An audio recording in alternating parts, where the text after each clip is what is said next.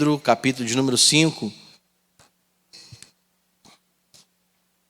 Nós estudamos ao longo dessas quintas a respeito do que Pedro escreve essa carta e tem o intuito de justamente direcionar os leitores da carta de Pedro a viver uma vida de ações de graças, a viver uma vida de santidade na sua vida cotidiana, como foi visto no primeiro capítulo, que não apenas devemos viver uma vida em santidade, em exercício, como seres humanos, cidadãos, no nosso caso brasileiros, né?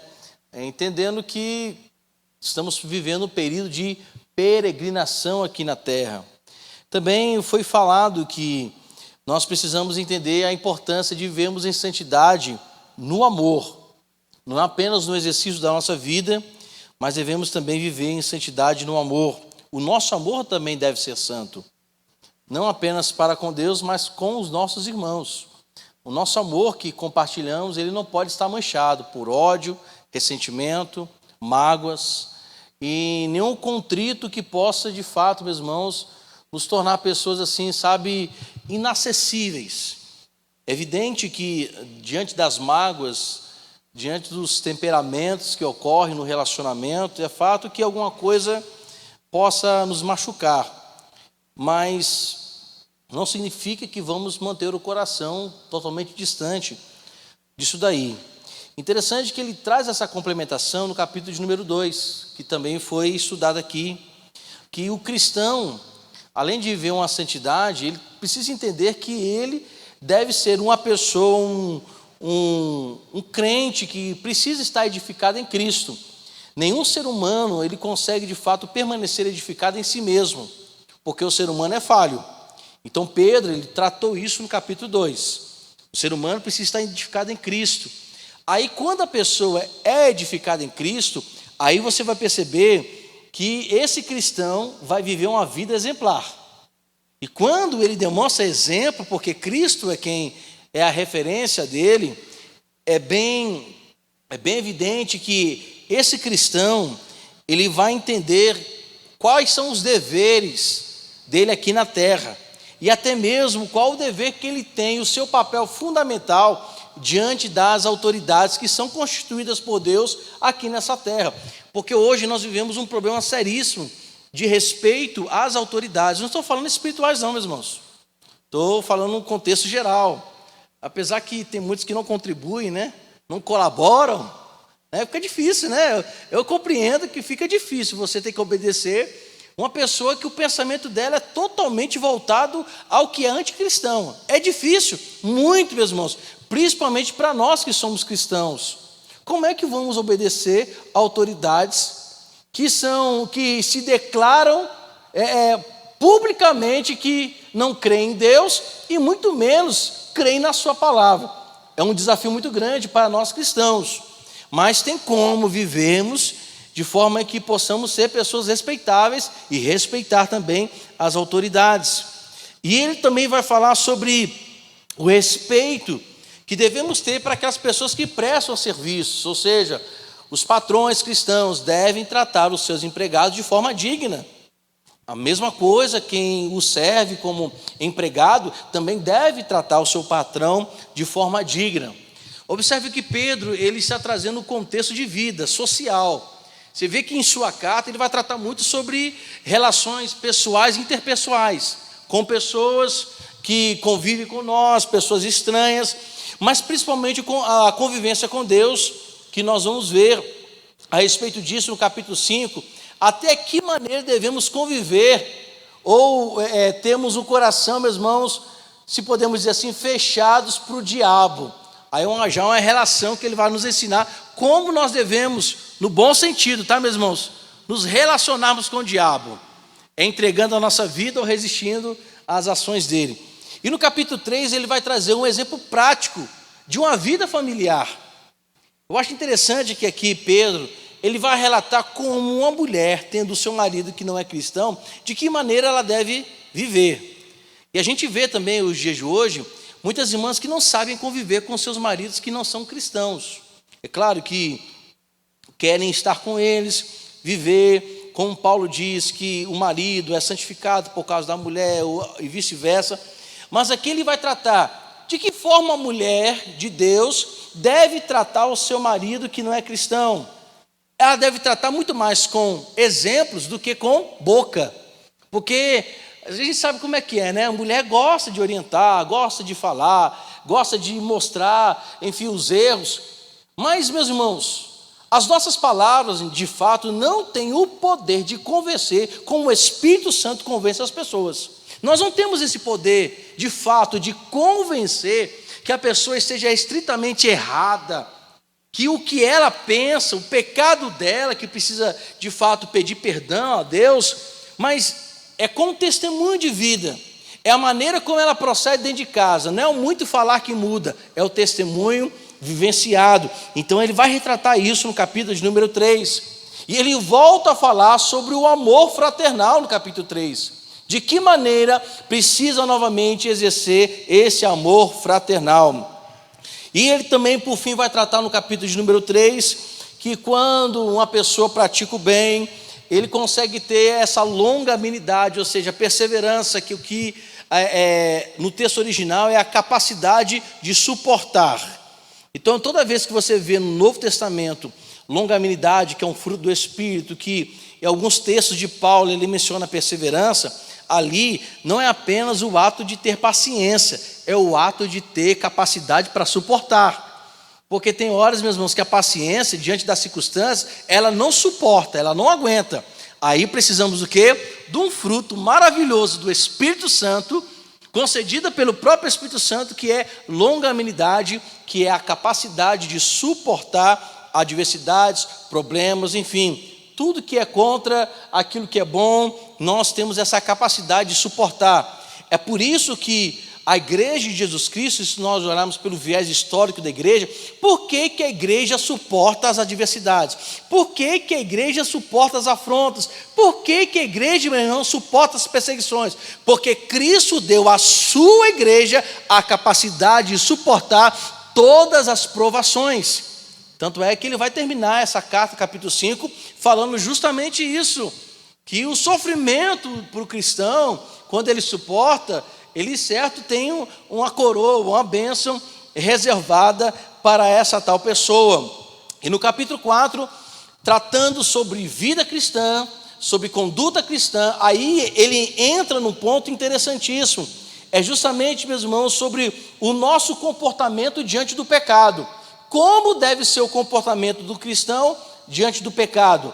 O cristão, ele deve viver, tentar sempre, claro, por si mesmo, não, mas em Cristo viver uma vida pura, porque sem vida pura, santa, ninguém consegue resistir ao pecado. Não adianta a gente bater no peito, eu resisto ao pecado.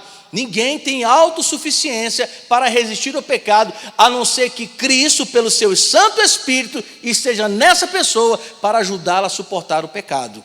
Porque ninguém, nenhum de nós, temos o poder de limpar os próprios pecados, a não ser por Cristo Jesus e pelo seu sangue purificador. E é por isso que ele vai tratar que essa santidade que, em bom sentido, desenvolvemos, essa santidade, essa pureza em Cristo, que nos faz suportar o pecado, nos afastar do pecado, e ela também que vai nos ajudar a, de fato, ter um dever de crente, de cristão, puro também. Então as nossas atitudes cristãs, elas são, meus irmãos, exemplificadas na pessoa de Cristo e na purificação que Ele nos traz na convivência entre os irmãos. E Ele vai dizer que não apenas isso, e Ele vai dizer que o sofrimento que o cristão passa é glorioso. Aí, olhando humanamente falando aqui, como é que um cristão, meus irmãos, pode ter glória no seu sofrimento? Como é que a gente pode? É estranho. Ele fala no verso 17, meus irmãos, vocês não devem estranhar o fogo ardente, vocês não devem de forma nenhuma achar que isso é novidade. Não, nós não devemos estranhar isso, porque o sofrimento faz parte da vida do cristão. Não é isso que Jesus, ele ensinando aos seus discípulos, disse que haveríamos de sofrer por causa dele, haveríamos de padecer por causa dele. mas como Paulo escreve também que não apenas sofremos com ele, mas também com ele, por causa de Jesus Cristo, também seremos o quê? Glorificados. Ou, podemos dizer, simplificando, o sofrimento do crente atrai a glória de Deus. Só que para entender sofrimento, precisa ter o Espírito Santo na vida da pessoa. Porque sem o Espírito Santo, nenhum crente pode entender qual o benefício que o sofrimento pode trazer. Porque humanamente falando, meus irmãos, olhando assim pelo lado humano mesmo, ninguém consegue ver coisa boa no sofrimento. Mas no crente, até o sofrimento que ele padece é glorioso. E isso eu acho fantástico, porque isso é loucura. Isso é loucura, né? Paulo escrevendo Romanos diz que as tribulações, elas vão provocar coisa boa, perseverança, experiência e esperança. Isso é loucura, meu irmão. Mas é uma boa loucura. Para quem está dentro, como dizia o meu avô, ele dizia muito assim, quem está dentro do Evangelho, sofrer por amor a Cristo é benefício. Quem está fora é doidice. E é verdade. Porque o cristão vem para a igreja, o seco apertado, perseguido, sofrendo, chega na igreja, levanta a mão, glorifica o Senhor e sai com um sorriso largo. Mas o negócio está feio, mas ele sai sorrindo. Porque Pedro, ele fala que o sofrimento para o cristão é diferente. O olhar do sofrimento cristão não é um sofrimento apenas que padecemos por amor a Cristo, ou seja, a nossa carne é mortificada, os nossos desejos carnais são mortificados, e isso, meus irmãos, demanda muito desgaste. Sofrer carnalmente é um desgaste, sofrer carnalmente é também um desgaste emocional, mas olhando pelo que Pedro está dizendo, o sofrimento do cristão, aqueles que estão em Cristo, esse sofrimento não os faz tirar a energia, não faz tirar a tristeza, a alegria, não tira a perseverança, ao contrário, ela multiplica na vida do cristão esperança, multiplica a fé, multiplica a perseverança, multiplica a graça e multiplica a glória. É doideira para o mundo, não é, meus irmãos? Mas graças a Deus que a gente está tudo doido por olhar dos mundos, né?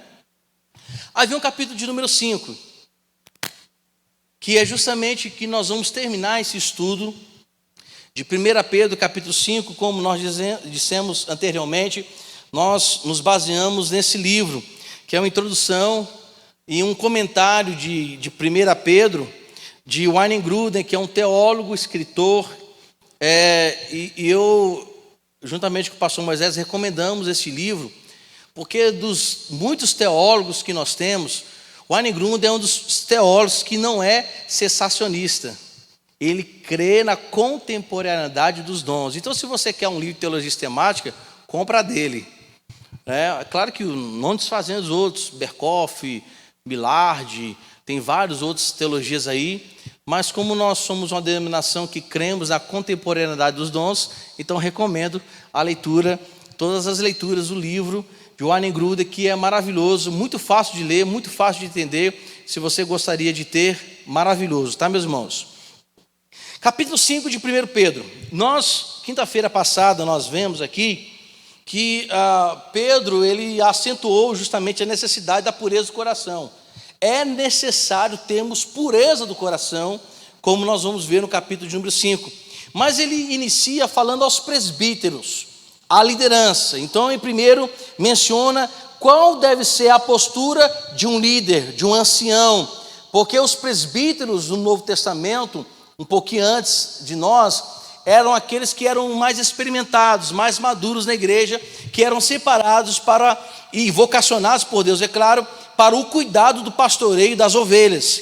Tanto é que nós lemos aqui, que quando Pedro, no verso 2, fala que esses presbíteros, esses líderes, deveriam pastorear, o sentido original é pastoreai o pastoreio de Deus, ou seja, esses presbíteros estão pastoreando ovelhas que não são dele, mas são ovelhas de Deus.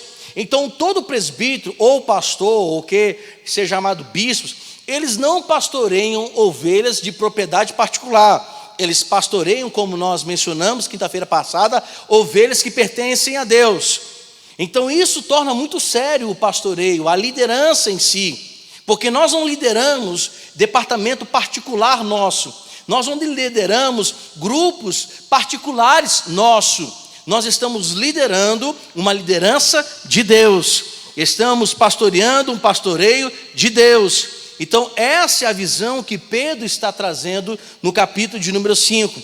Quem porventura pastoreia, lidera de uma forma escusa, de uma forma inapropriada, ou seja, ele lidera para justamente receber ou usurpar da membresia desejos para si mesmo, ele erra, não é pastor, ele é chamado de lobo, porque lobo pastoreia para o interesse pessoal, o pastor verdadeiro pastoreia no interesse de Deus.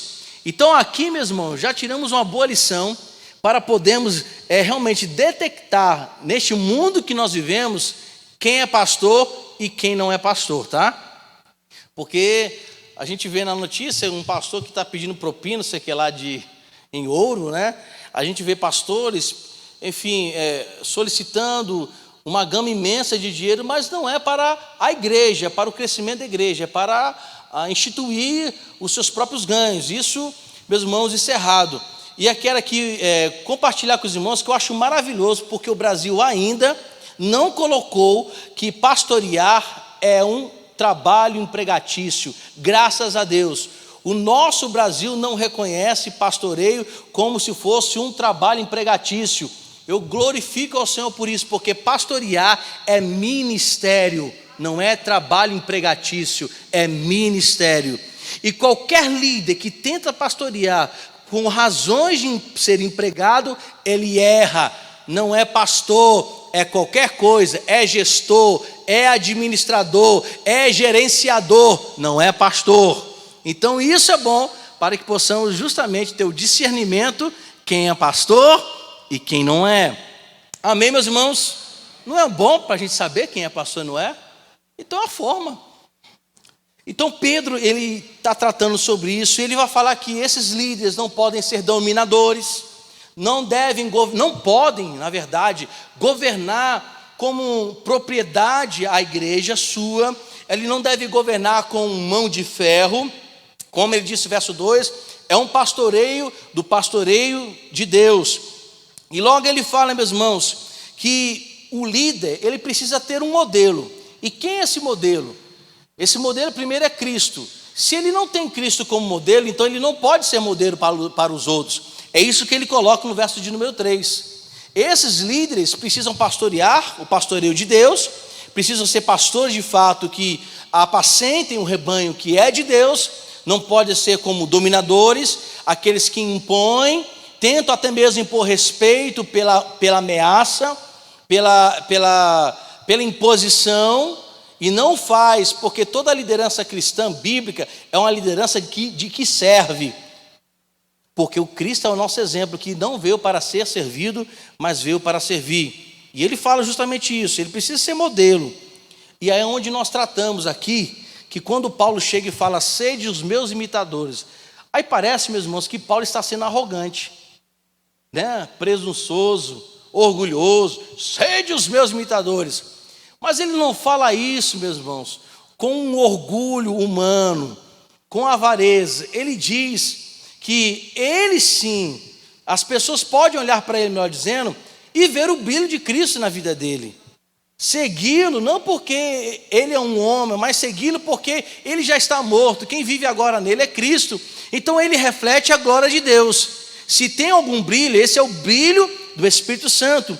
É por isso que eu acho interessante quando ele escreve em Filipenses 1:20, que ele diz o seguinte: segundo a minha ardente expectativa e esperança de que em nada serei envergonhado, antes como agora e para sempre, Cristo será glorificado no meu corpo, quer seja na vida ou quer seja na morte.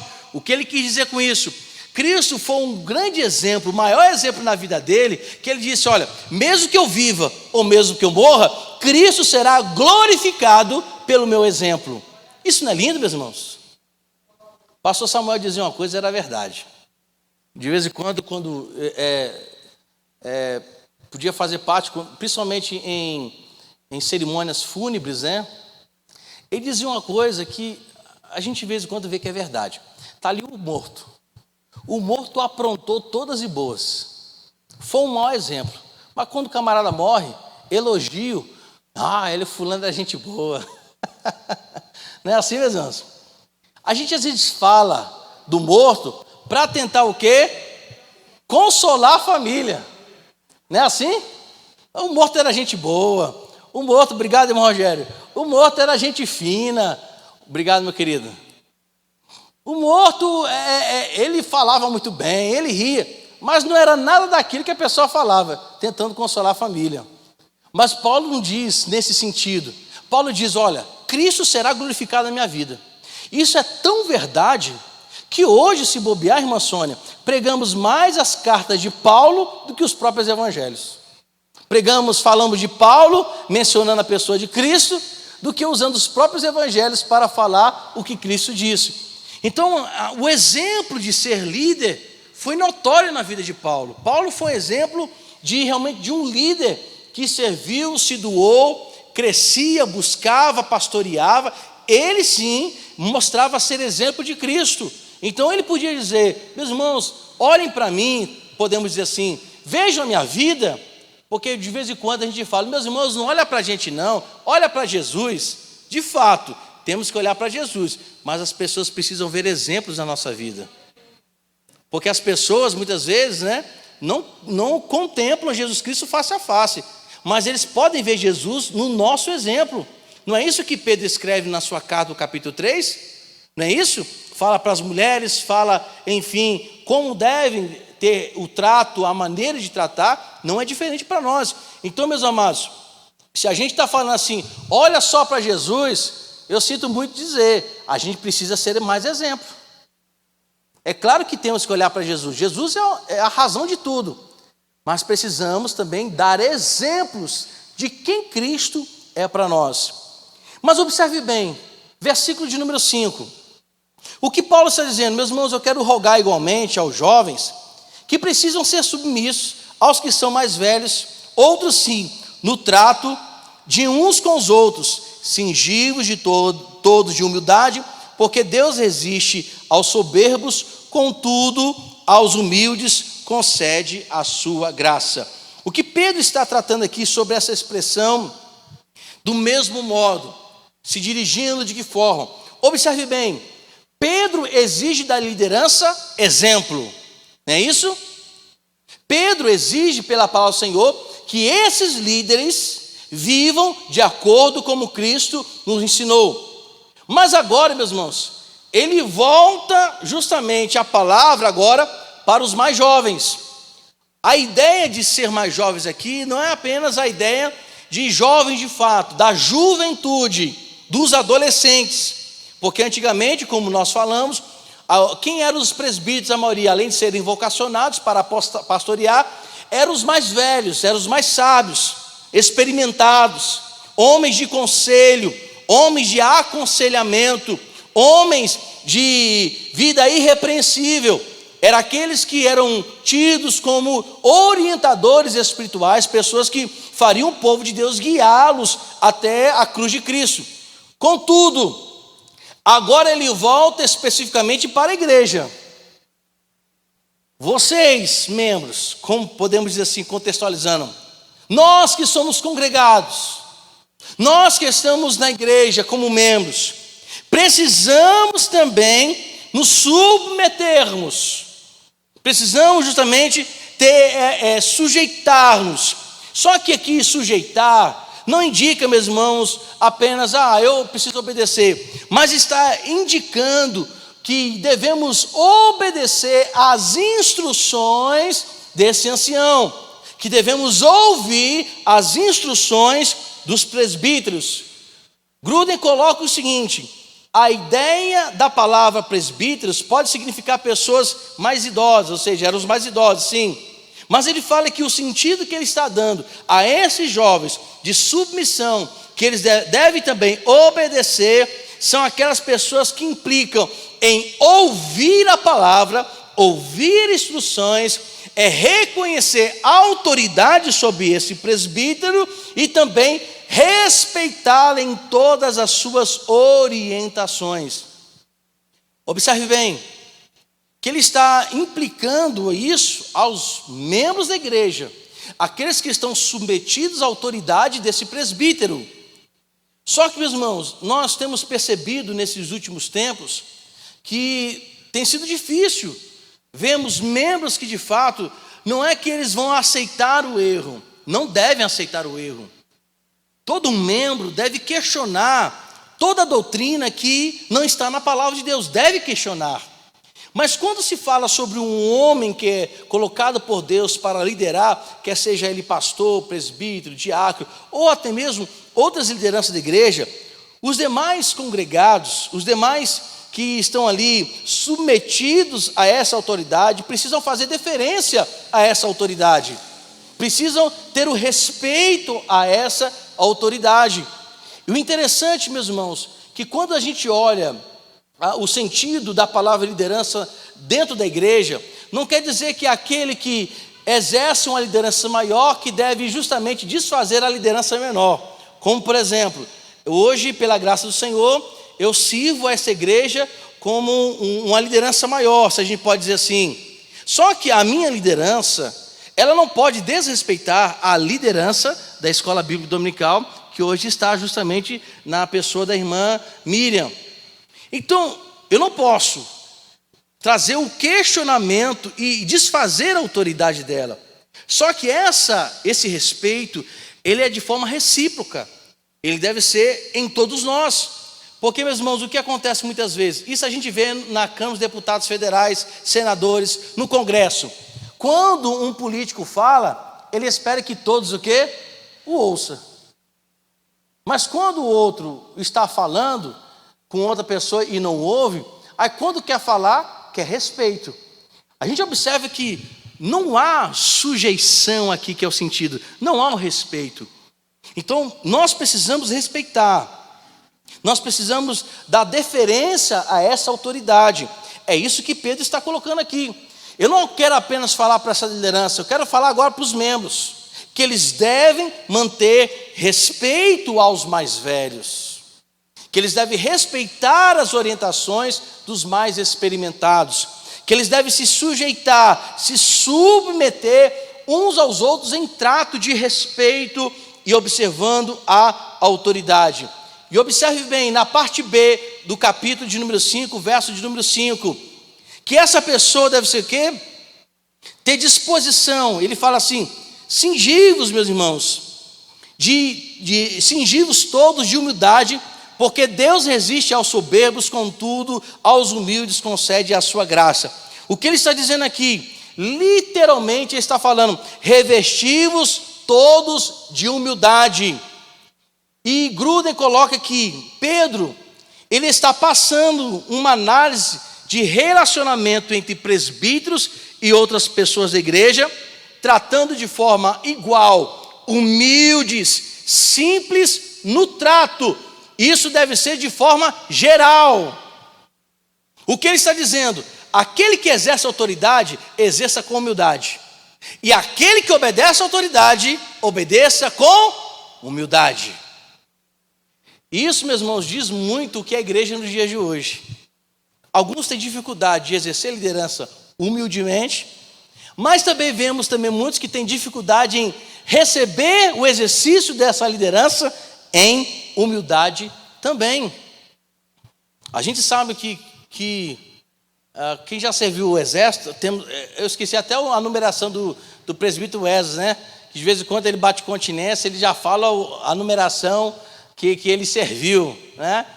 Mas quando a gente olha no quartel, meus irmãos, para quem já serviu, sabe que as patentes são muito respeitadas, porque entende o valor da hierarquia. É entendido. Eu já disse aqui um dia, que eu estava pregando, que Satanás, ele também exerce uma liderança organizada. Até Satanás exerce uma liderança organizada. E existe o respeito entre principados, potestades. Por mais que Satanás ama ver bagunça entre o povo de Deus principalmente, ele ama ver desordem, só que a forma que ele age é organizada. Ele organiza os seus demônios, os seus principados, para o quê? Ordenar desorganização. contudo, ele é organizado. Por que nós não podemos ser organizados? Então, observe bem, há justamente essa hierarquia de patente, de liderança, e são respeitados. E quando não há justamente o respeito nessa hierarquia, ele é preso, dependendo do caso, ele é exonerado do cargo ou expulso das suas funções. Não tem meia conversa, não. É papum. Interessante que, quando nós olhamos isso para o crivo eclesiástico, nós percebemos que há uma dificuldade de todos exercerem tanto a submissão da autoridade, como também alguns têm dificuldade em exercer a sua liderança de forma humilde. Então Pedro está dizendo que essas pessoas devem se revestir, elas devem ter um motivo de se vestir de humildade. E quando ele fala isso, ele assevera, por que devemos ser humildes? Porque Deus se opõe ao quê? Aos arrogantes. Porque Deus se opõe aos avarentos, Deus se opõe aos soberbos. Então, se Deus se opõe aos arrogantes, logo entendo que eu não posso ser um líder e nem posso exercer sobre mim um motivo de ser avarento, não respeitando as autoridades. Então nós temos que ter isso no nosso coração. É justamente o que ele fala: sejam humildes, porque Deus resiste aos soberbos, mas aqueles que são humildes, Deus concede a sua graça. Meus irmãos, o que precede a queda? É o adultério? Biblicamente falando, apesar que o adultério, ele é uma queda. Mas biblicamente falando, o que precede a queda? O que traz queda de fato ao ser humano? O que tem mais trazido queda? O quê? A soberba. A soberba, esses dias eu estava conversando com os pastores da aliança e falávamos sobre disciplina. E a gente estava conversando, né? E eu falei assim, meus irmãos, eu acho que as pessoas também deveriam ser disciplinadas pela sua arrogância. Deveriam ser disciplinadas pela sua soberba. Porque disciplinamos adultério, mentira, falsidade. São disciplinas, né, que às vezes são mais frequentes, ou algum problema de furto. Mas você observou bem, meus irmãos, que às vezes a soberba, nós não disciplinamos alguém porque é soberbo, mas deveria. Deveria, porque fere o mandamento de Deus. Então a soberba é algo terrível. O que derrubou Satanás, que era a Lúcifer dos céus? Sua soberba. O que justamente tirou os primeiros a serem criados, formados pela imagem e semelhança de Deus, ou seja, os nossos pais, primeiros pais. O que os tirou do Éden é justamente absorver a ideia de Satanás, de querer ser soberba. Não obedecer à autoridade, o que Pedro está colocando é o fator de humildade, isso também se configura soberba. E exercer autoridade com arrogância também é soberba. A Bíblia fala que Deus tem resistência a essas pessoas. Meus irmãos, isso é muito sério. Sabe que Deus nos resistir? Isso é muito sério. Então nós precisamos repensar sobre isso. Então a ideia aqui é pessoa altiva, orgulhosa, que se considera ou se acha melhor do que todos. Uma coisa que eu também compartilhei com os jovens sábado aqui, eu cheguei até a falar domingo na ceia, é que alguns, de forma soberba, se consideram humildes. É a soberba da humildade. Qual é a soberba da humildade? Eu não sou melhor do que fulano, mas também não sou pior do que os outros. Isso é a soberba da humildade. Eu sou humilde. Isso é soberba da humildade. Ah, coitado de mim, olha. Meu irmão, se a gente for olhar literalmente, até se considerar vitimista, é uma soberba. A pessoa se exaltar porque é vítima, se exalta. E eu até falei também que tem irmãos que quando vão contar o seu testemunho, tem arrogância até no seu testemunho, porque eu fui, e o povo dando glória a Deus, eu era um marginal, eu matei 15, e a pessoa fala com a boca cheia, não, eu matava 15. De vez em quando teve um testemunho, esse testemunho no Instagram, Aí tem uma pessoa que faz até uma colocação: será que tudo que é falado é verdade? Porque o camarada recebeu 40 tiros, comandava não sei o que lá, matou não sei quanto. Só que a gente percebe que a pessoa fala com uma certa arrogância. É a arrogância do ex-testemunho. Então, meus irmãos, nós temos que, de fato, quando formos falar, nos dirigirmos a alguém, nós temos que tomar cuidado. Qual é a orientação bíblica? Que nós devemos considerar o nosso irmão superior a nós. Essa é a recomendação bíblica. Então, trazendo para Pedro aqui, falando sobre o verso de número 5, ele está falando sobre isso, que confiar em si mesmo, ter uma autoconfiança também é soberba. Quando alguém diz, não preciso de Deus, soberbo, caído. Quando a pessoa fala, eu não preciso do irmão, soberbo também. Quando a gente fala, eu não preciso do irmão. E aqui, meus irmãos, vão uma palavra para os amados irmãos. Isso aqui, de fato, é uma palavra pastoral.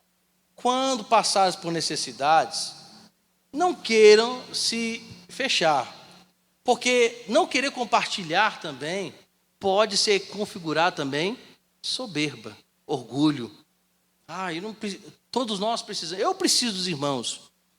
No momento difícil da igreja, quem é que me ajudou? Além de Deus, os irmãos, fazendo o quê? Se agarrando, trabalhando, orando, vindo à casa do Senhor. Porque o rapazinho aqui não é autossuficiente. Não tem o atributo de onisciência, nem onipresença, nem, meus irmãos, onipotência. Cada um de nós precisamos um dos outros. Isso se chama igreja.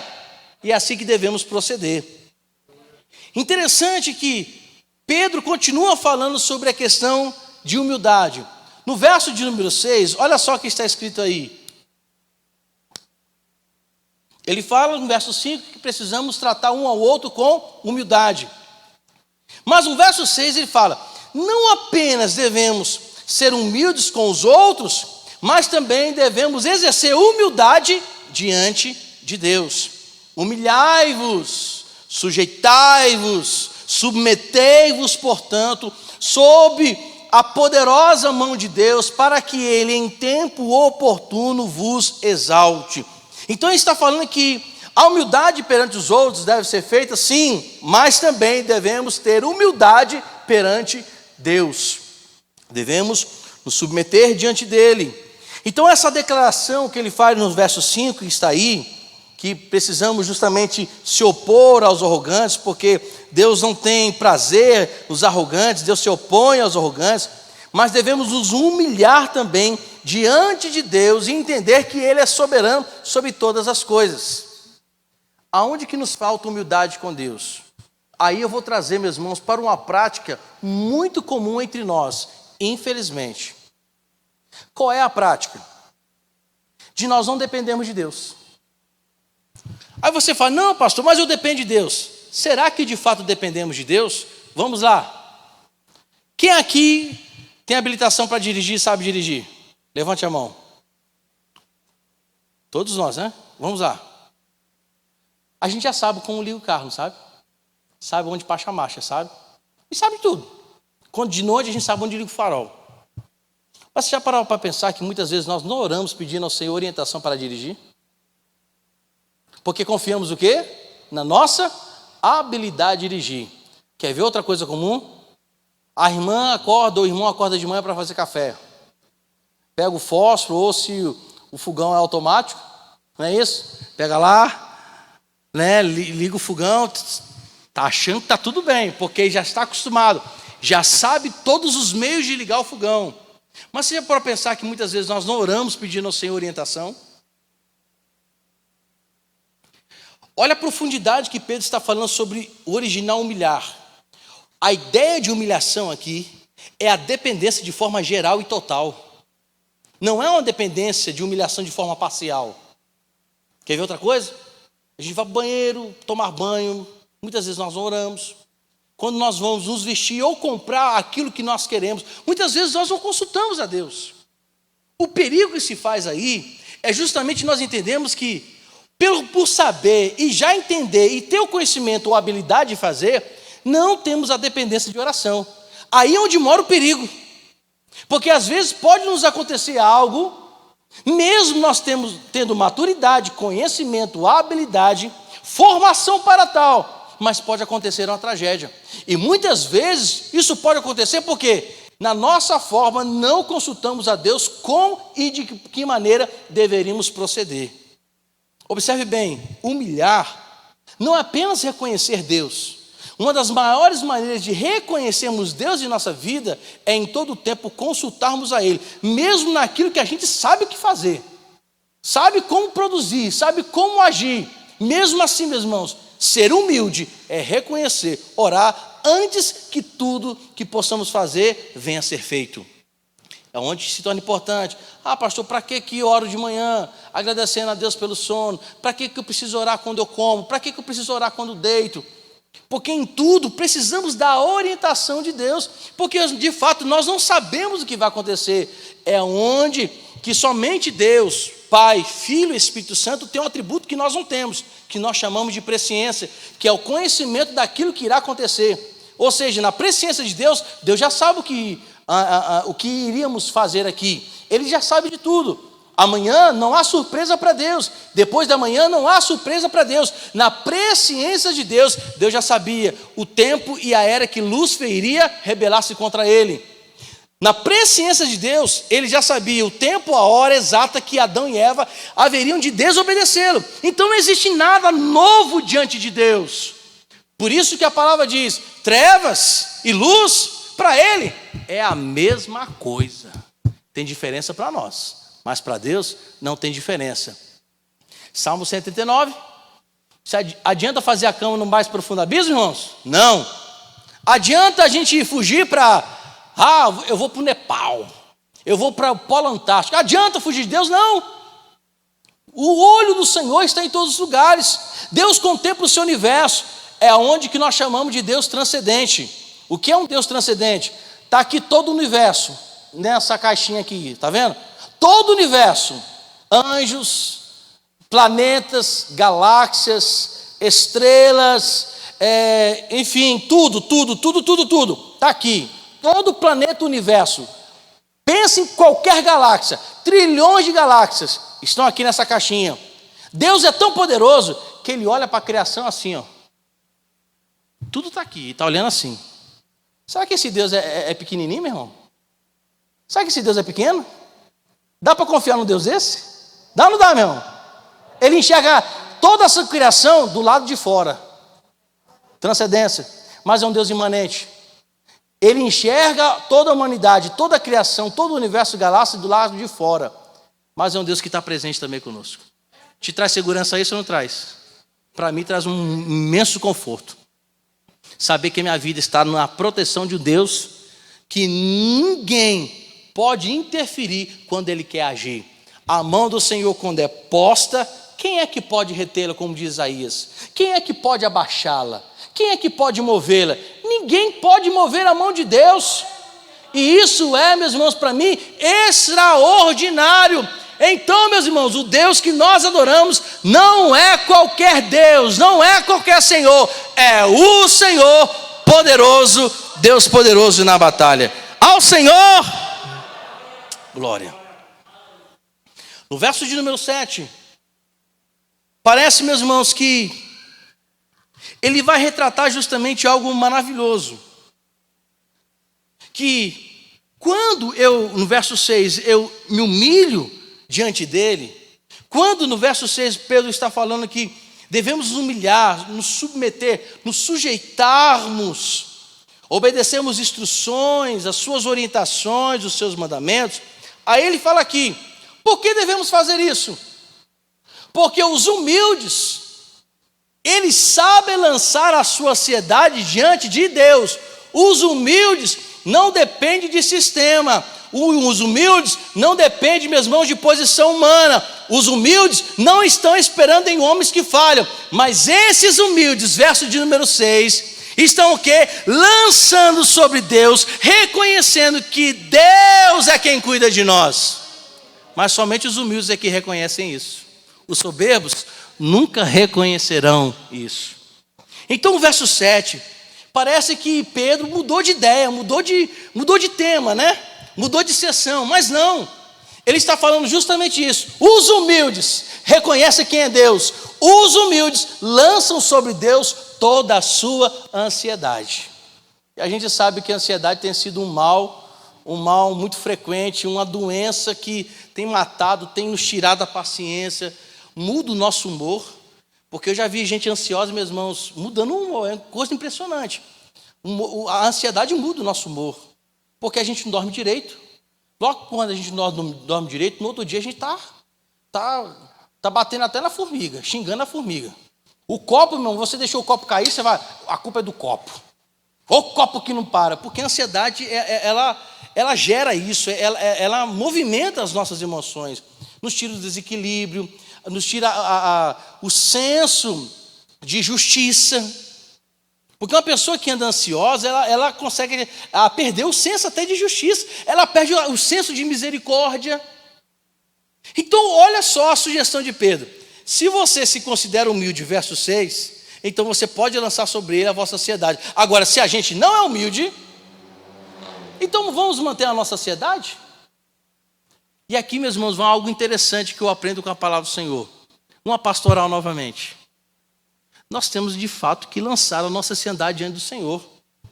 Porque isso, diante da leitura que Pedro faz, que humilhar-vos diante da poderosa mão de Deus e se submeter a Ele, é entender que é lançado diante dele toda a nossa ansiedade, porque é Ele quem cuida de nós. Então nós precisamos repensar a nossa forma de confiança em Deus. Eu entendo, meus irmãos, que é um desafio muito grande. Eu não estou dizendo aqui que, porque alguns estão achando que a ansiedade é problema espiritual. Meus irmãos, se a gente for olhar, tudo gira em questões espirituais. Mas é claro que às vezes existe aquela ansiedade que é provocada de forma biológica. A pessoa, por falta de vitaminas, alguma coisa, isso também pode gerar ansiedade, porque os nutrientes são necessários para o corpo. Alguns são provocados por questões emocionais, por dramas, por problemas externos que atingem o nosso coração. Isso pode ser provocado, sim. Mas o que Pedro está dizendo é, se nós nos consideramos humildes, sujeitos, obedientes ao Senhor, nós temos que aprender a lançar sobre Ele toda a nossa ansiedade. Observe bem, que Ele não fala que devemos lançar diante do Senhor parcialmente as nossas ansiedades. Ele tem que falar todo tipo de ansiedade. Aqui vem problemas ocasionados por questões físicas, falta de vitamina, nutrientes que podem ocasionar, problemas que são ocasionados pela responsabilidade. Às vezes a pessoa tem alguns compromissos e por ser pessoa certa, uma pessoa justa, tem medo de que não cumpra com as suas obrigações, a ansiedade vem, é o filho, é o marido, é a esposa. Ele está dizendo, tudo que for ansiedade, tudo que motiva ansiedade, lança sobre Ele, porque é Ele quem cuida de nós. Por que Pedro fala isso? Porque quem é que nos criou, meus irmãos? Quem é que nos fez? Quem é que fez as células? Quem é que fez o tronco, os membros, os órgãos vitais? Quem é que produz em nossa vida o fôlego de vida? O Deus poderoso. Então não há nada mais glorioso, não há outra pessoa de fato que devemos confiar, a não ser o próprio Deus que cuida de cada um de nós e cuida nos detalhes. Ele é tão cuidadoso, e diz a palavra do Senhor, que de vez em quando Ele passa na frente e a gente não percebe. Ele volta novamente e a gente não viu. Ele está aqui, meus irmãos. Está contigo quando você entra no carro, chega em casa, liga o fogão, está na rua. Esse é o Deus que nós cremos. Você pode glorificar o nome do Senhor porque Ele é maravilhoso. Aleluia! Então Grunen, ele coloca uma coisa que eu escrevi que eu achei fantástica, que ele diz assim, na verdade, tem tudo a ver o que diz ele no verso 6 sobre humilhar. Que esse humilhar é como uma oração participial, que diz que como isso deve ser feito, de que maneira devemos fazer, lançar sobre Ele.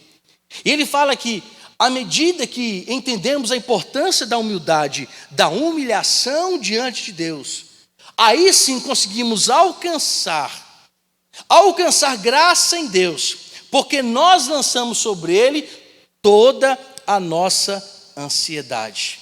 E eu achei isso maravilhoso. Então Pedro, meus irmãos, está reconhecendo a preocupação humana dos membros. Ele está reconhecendo a nossa está reconhecendo as preocupações que surgem diante do caminho, na nossa peregrinação, na nossa caminhada. Mas devemos confiar em Deus, devemos nos entregar a Ele, devemos entender que Cristo é a própria resposta para todas as nossas ansiedades. É nele que nós encontramos as respostas que nós não conseguimos obter em outros lugares. Então ele está dizendo que a resposta aqui para tudo não é o homem que dá, não é a política que dá, não é a economia que dá, não é a porta que se abre, não é, meus irmãos, o ganho, não é muitas vezes as conquistas pessoais. Ele está dizendo que a nossa conquista, a resposta para todas as nossas necessidades vem de Deus, porque só Ele é capaz de produzir em nosso coração a verdadeira graça, a verdadeira paz e a verdadeira calma que nós precisamos nesses últimos dias, diante das ansiedades que surgem também com elas. Então Deus é possível para tudo. Lançar, é isso que Ele diz. E quando a gente fala aqui, o texto original lançar, é se jogar mesmo. Sabe o que é se jogar? Eu quero dar um exemplo claro aqui. Uma mãe acabou de ter filho, recém-nascido. E essa mãe precisa viajar, urgentemente. Ela chega assim para uma amiga, filho recém-nascido, de 2 dias. Chega para a amiga assim: toma aqui meu bebê, cuida dele. Daqui a 1 ano eu volto. É claro que não é o ideal a mãe, mas essa ideia. É como se o filho tivesse acabado de nascer e você confiasse tanto na sua amiga ao ponto de dar o seu filho recém-nascido, de 2 dias, na mão de um amigo e falar: cuida dele que daqui a 1 ano eu volto. É esse sentido que Deus traz aqui, que Pedro está trazendo para nós. É o sentido realmente de confiar de forma imediata. Não é, meus irmãos, uma confiança progressiva, porque não há um relacionamento entre pessoas, que principalmente aqueles que têm um desejo de casar, que a confiança é de forma progressiva, à medida que se conhece, à medida que mais se confia, que mais se entrega, que mais se ama. Deus está falando: olha, entregue tudo a mim, mesmo que não haja nenhum sentimento na sua vida, pode entregar a mim, que eu garanto o restante. Salmo 37, entrega o teu caminho ao Senhor, confia nele, e o que mais ele fará? Tudo! Meus irmãos, você confia em Deus de fato? Então deixa que Ele faça tudo. É claro que isso não está nos isentando da responsabilidade. Estou dizendo da ansiedade, das questões emocionais. Então essa declaração justamente é isso: lançai sobre Ele as vossas ansiedades. Outro sentido sobre ansiedade aqui é carga. Na Septuaginta, meus irmãos, em alguns textos originais, principalmente no aramaico, a gente vê isso em Salmo 52, quando fala sobre lançar carga diante de Deus. Essa palavra também era traduzida como carga. É um peso que você não consegue o quê? Suportar. O que Jesus disse? Vinde a mim, todos vós que está o quê? Cansados, carga, ansiosos, lançai sobre mim. Esse é o mesmo sentido que Pedro está usando aqui. É o sentido da Septuaginta, da tradução da Septuaginta, dos 70, né, quando a Bíblia foi traduzida. Então esse é o sentido, que também que devemos lançar sobre a nossa carga, aquilo que a gente não suporta, os cuidados, as preocupações, ou qualquer coisa que nos trazem peso. Devemos entregar essa carga para Jesus, porque Ele consegue suportar, nós não. E tem hora, meus irmãos, que é difícil suportar algumas coisas, não é? Tem hora que tem algumas responsabilidades que são pesadas demais para a gente, e tem hora que a gente é teimoso também. Tem hora que a gente quer assumir responsabilidade que não dá para a gente assumir responsabilidade. Então, meus irmãos, nós temos que humildemente reconhecer também a nossa limitação. Às vezes nós queremos entregar tudo para Deus, mas tem hora que a gente é meio teimoso também, pelo amor de Deus, né? Tem hora que a gente é teimoso. Abraça a responsabilidade que não temos capacidade, mas Deus não gera capacidade? Sim, Deus gera capacidade aquilo que Ele dá. Aquilo que Deus nos faz provar, nos enche de capacidade. Mas aquilo que Deus não dá à nossa capacidade, o que acontece? Vai carregar sim e vai te sobrecarregar, sim, Senhor. Então a ideia é que quando Deus nos capacita, é a capacidade diante daquilo que Ele nos dá. Pode ser, meus irmãos, a coisa maior ou a coisa pior do mundo. Ele te dando isso para você desenvolver, ele vai te capacitar. Mas se você ou eu, de forma irresponsável, queremos abraçar aquilo que Deus não nos deu, pode ter certeza, isso vai nos matar. Aonde que Jesus entra? Manda para mim. Deixa comigo. Ele está falando aqui como Deus. Não está falando aqui como homem. Vinde a mim todos vós que estáis cansados e sobrecarregados. Esse é Deus falando. É Deus falando. Pode vir, manda para mim. Deixa que eu garanto.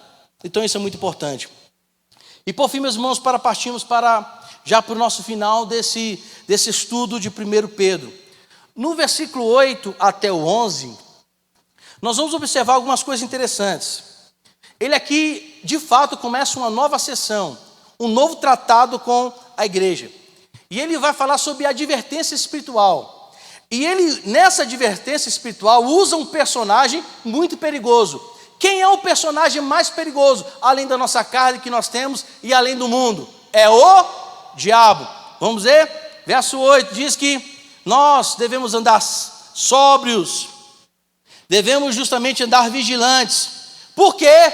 Porque o diabo, vosso adversário, ele anda em derredor como um leão que ruge procurando alguém para devorar. Sobriedade e vigilância. A palavra traduzida aqui, sóbrio, é quase a mesma coisa que vigilância. É como se ele estivesse repetindo duas vezes. Tenha vigilância e vigilância. Porque o sentido de sobriedade aqui não é você andar sóbrio, ou seja, você não beber, você estar equilibrado, você estar sensato, você ter o domínio, você ter consciência do que está fazendo. Mas um dos sentidos que Pedro está colocando é como se fosse uma redundância. Sede vigilantes e vigilantes. É isso que ele está traduzindo justamente aí. Porque ele vai falar sobre algo espiritual, meus irmãos. Porque Satanás, o diabo, o que ele mais quer provocar na vida de um cristão é o desequilíbrio espiritual. Uma pessoa, meus irmãos, que oscila espiritualmente é uma pessoa vulnerável. Um dia, meu irmão, parece que vai expulsar todos os demônios da terra. No outro dia, borocochó. Aí acorda outro dia, meu irmão, parece um dragão, espiritualmente falando, cheio da glória e da unção. Rodopia, fala em mistério e canta louvores. Aí no outro dia está o quê? Pior do que arroz de terceira. O que Pedro está dizendo é que essa vigilância é feita sob equilíbrio espiritual, sob vigilância espiritual. Então ele está indicando que nós devemos andar em vigilância espiritual. E ele dá ênfase a justamente isso que ficar à espreita do pecado, dos ataques do maligno, é justamente ter o cuidado. E cuidado aqui, meus irmãos, é um cuidado excessivo no bom sentido. É termos excessividade, volto a dizer, no bom sentido, de termos vigilância na nossa vida. Por quê? Satanás, ele anda sempre ao nosso derredor. Satanás é onisciente? Não, graças a Deus. Satanás, meus irmãos, não tem poder de ler mente de ninguém, fica aqui bem claro, tá? Esse atributo é um atributo exclusivo da Trindade. Mas ninguém possui o atributo da onisciência, onipotência, onipresença do que o nosso Deus Pai, Filho e Espírito Santo. Atributo incomunicável. Deu a ninguém, somente eles que têm. Mas você pergunta, como é que Satanás sabe o que nós pensamos? Pelo nosso agir. Ele é um bom psicólogo. Ele faz uma leitura corporal muito bem feita. Ele sabe, pela leitura corporal e pelas reincidências da nossa queda, então ele vai saber aonde nós somos o quê? Fracos. Se mentimos e pedimos perdão e mentimos novamente, opa, o ponto fraco está aí, a mentira. Se ele percebe que a fraqueza de alguém é a prostituição, a pessoa teve a queda, opa, pediu perdão, aí voltou a ser reincidência naquele pecado, opa, o pecado de fulano é o quê? Prostituição. Se é outras coisas, então observe bem, é pela leitura do corpo, pela forma como nós os expressamos, que ele faz a leitura das nossas fraquezas. Não é pela nossa consciência. Porque se o diabo tivesse poder de ler a nossa mente, meu irmão, um culto de domingo aqui, de manhã, de noite, o negócio ficaria feio aqui na igreja. Ficaria feio. Mas ele não tem poder de ler mente, tá? Graças a Deus. Então nós temos que tomar cuidado mesmo assim no que nós pensamos. Não cuidado apenas por aquilo que podemos expressar na ação. Mas não devemos, justamente, meus irmãos, achar que podemos fazer e Deus não tomará conhecimento. Não esqueça, Ele conhece o que nós pensamos 24 horas por dia. E Ele sabe o pensamento dos 8 bilhões de habitantes aqui nessa terra. Então Pedro está nos advertindo, tenham justamente vigilância, o maligno está ao redor, e ele usa o leão. Quem já viu Discovery Channel, Discovery Animal, ou documentários sobre nós, você vai ver que os felinos, boa parte dos felinos, quando vão atacar a presa, não atacam de vez não. Eles ficam lá na espreitadinha, meu, só observando, e com a maior paciência do mundo. É o que me mata, sabe? Os bichinhos são pacientes demais. A caça passa na frente e volta. A caça baila na frente do leão, o leão está quietinho lá, só aguardando. O bobão lá, dançando para lá e para cá, achando que não está acontecendo nada. Aí quando a presa, quando menos espera, o que o leão faz? De forma sutil, rápida, vai lá e o quê? Abocanha a presa. É assim que o diabo... Meus irmãos, não pensemos nós que o diabo vai agir na extravagância. Porque a gente acha que o diabo tem 2 chifres, um rabo vermelho com a ponta de seta, né, com um tridente na mão. Essa é a visão mitológica de muitos aí. Essa não é a visão de Satanás. Satanás não é assim. Desenharam ele assim, mas ele não é assim. Tem hora que ele é tranquilo, ele é sossegado, vem como um pecado fosse nada, vem falando amansamente. Aí você, oh, que coisa bonitinha. Não foi assim com Davi? Betseba, de forma despretensiosa, estava lá tomando banho. E de forma despretensiosa, o que aconteceu? Ela, além de fazer o Davi pecar, Davi chama o pecado para dentro de casa. De uma forma despretensiosa. Então, o diabo não vai chegar assim, eu sou Satanás, tenho medo de mim. Esses filmes de terror que eles colocam aí para amedrontar, não é a imagem que às vezes nós temos do inimigo das nossas almas. Ele é devagarzinho, meu irmão. Ele fica te observando, e com paciência. 1 dia, 2 dias, 3 dias, ele está tranquilo. Está lá só olhando, observando, com o zoião dele, meu irmão, arregalado, maior do que eu, mais esbugalhado, como dizia minha avó. Ele fica ali na espreita. Quando a gente acha que está tudo legal, está tudo normal, tem nada acontecendo, aí é onde mora o perigo. É por isso que o cristão não pode ficar vivendo diretamente em vitória. Porque em festa, ninguém está preocupado. Quando tem festa, ninguém está nem aí para a Covid, não está aí para nada, nem para problema, nem para morte, está todo mundo aí. O inimigo é justamente isso. É essa ideia que Pedro passa aos cristãos, aos leitores da sua carta. Tome cuidado com o inimigo das nossas almas. Só está aguardando você vacilar para te tragar. É no vacilo que caímos, meus irmãos. Não é quando a gente está, às vezes, em oração, veementemente, adorando ao Senhor, vindo 24 horas para a igreja, quando a gente acha que está tudo legal, está tudo bom, nada está acontecendo. É justamente nessa hora, vulnerável, desapercebidos das coisas, que ele nos ataca e acaba de vez. E quando ele vem com violência. Não esqueça disso, quando o inimigo vem, ele vem com violência. Ele vem, meus irmãos, para acabar de vez. Ele vem para te humilhar, para te estragar. Ele vem para derrubar a gente ao ponto de nos deixarmos, irmãos, tão aprofundados na derrota, na vergonha, que muitas vezes temos até, assim, vergonha, receios, e não temos nem forças, muitas vezes, para nos levantarmos. Se não for o Espírito Santo, porque Ele tem poder para nos levantar, meu irmão, continuaremos perdidos eternamente. E por fim, meus amados, no verso 9, de que forma devemos resistir ao nosso inimigo? Eu de vez em quando, eu vejo alguns comentários de pregadores, e chega assim, eu vou aqui para frente, tá? Os meninos da mídia. Vou aqui para frente. Aí tem uns que falam assim, deixa o diabo vir que eu vou pisar na cabeça dele. Como se a pessoa tivesse autoridade para isso. Quando nós lemos a carta de Judas, aquela carta anterior ao Apocalipse, quando Moisés morre, o corpo dele, o que acontece? Quem é que queria o corpo de Moisés? Satanás. Aí aparece o anjo guerreiro.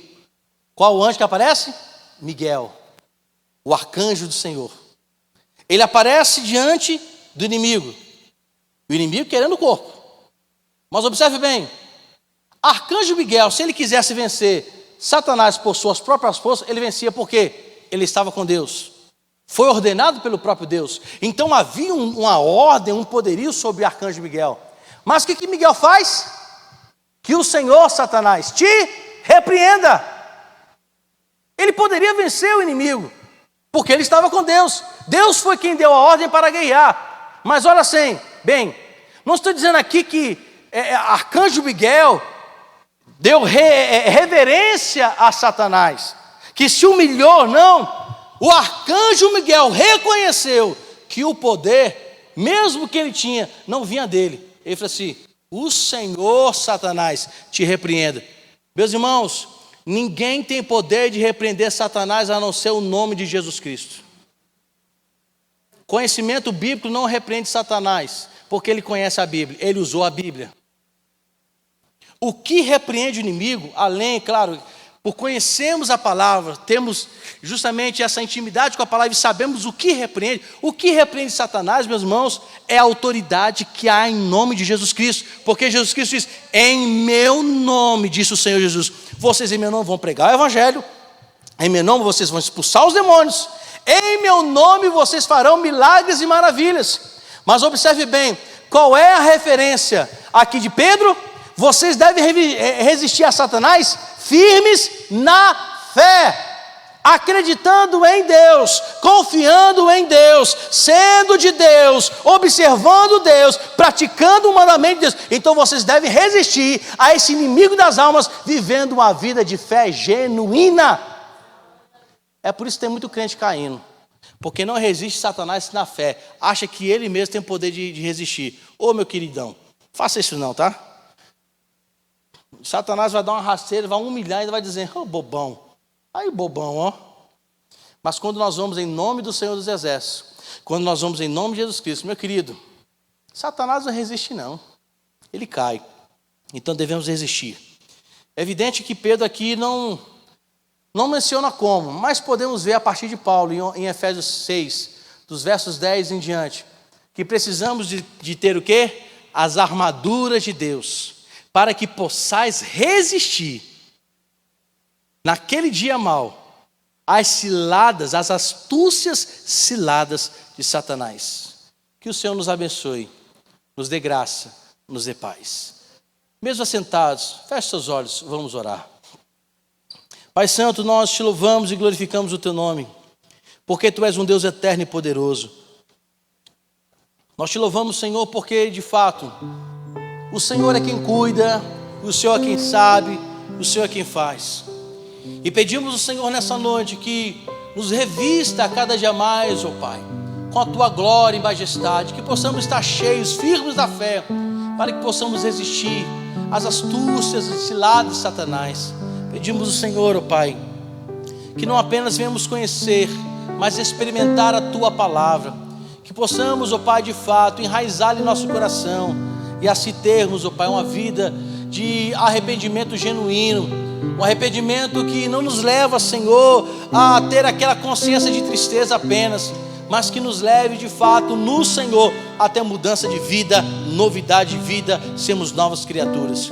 Depois a tua graça aos teus filhos, e a graça do nosso Senhor e Salvador Jesus Cristo,